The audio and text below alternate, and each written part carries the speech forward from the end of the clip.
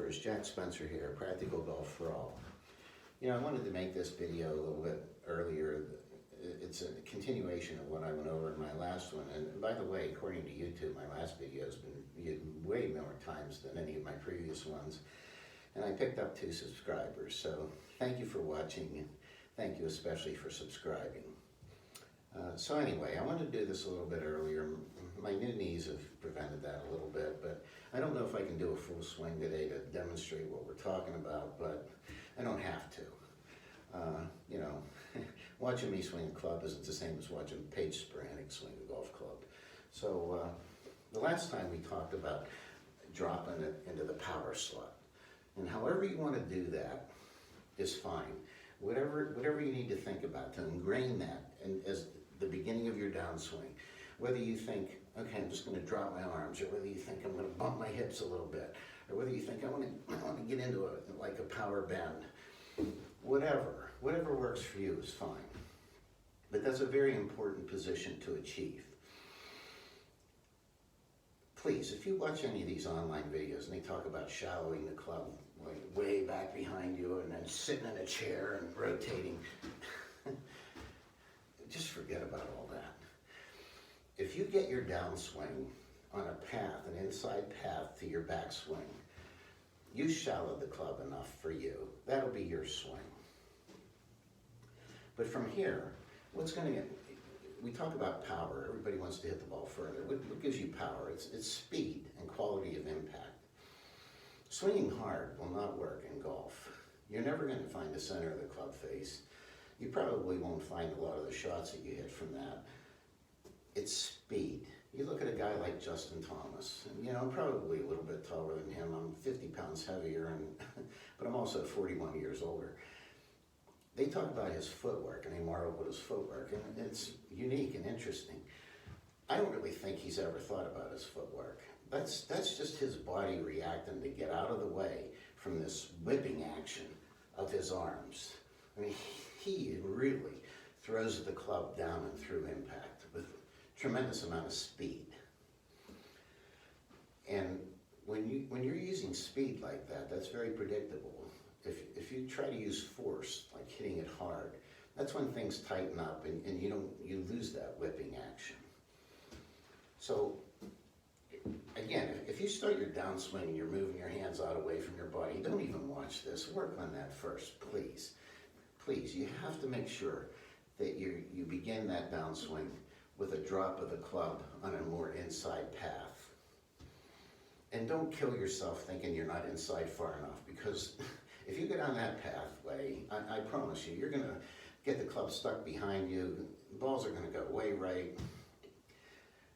You may not have the core strength and the hip speed to recover from a real significant shallowing of the club.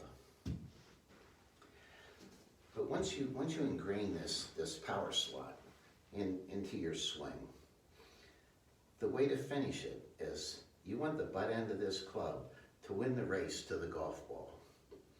And in so doing, you'll maintain the lag in your club. And when you get the impact, that's when this right arm is going to straighten and roll over and square everything, and you'll reach your maximum speed at the golf ball or just shortly thereafter, which is where you want it. So once you get into your power slot, you think, okay, this is what I want to win. And then the rest will just naturally want to, biomechanics will state that the club's going to naturally want to square and roll over and accelerate. If you want to think about more speed, think about more whip with this right hand. But you don't really want to start that until you've already slotted the club. There, then, boom, like that. This is a technique that you use for every shot. You do not need to make sure that you're swinging out of your heels on each shot with this same swing. If you want to hit a half shot, you just slow everything down, but the sequence stays exactly the same. And just practice it like that, just a couple of half shots. if you want to, you can even practice with not even trying to release the club. You just get it back and do that. Get it back, do that. When you do that, you'll see that this hand, your lead hand, is well ahead of the golf ball. And that's because you're trying to stop everything else. But when you do it in real life, in a real swing, when you do this and get here, that's when things start to, and it's not a flip.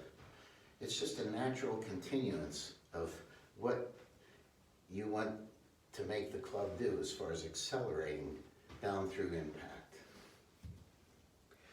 Those two things, if you practice slotting the club into the power slot and then accelerating and straightening this right arm through impact, since I'm a right-handed golfer, slot, straighten it, let it roll over naturally. It wants to do that.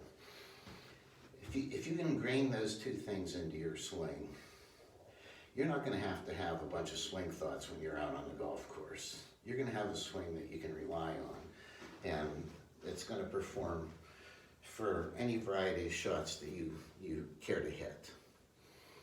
So, again, thank you for the video, for the the views, and thank you to the subscribers, and I will see you next time.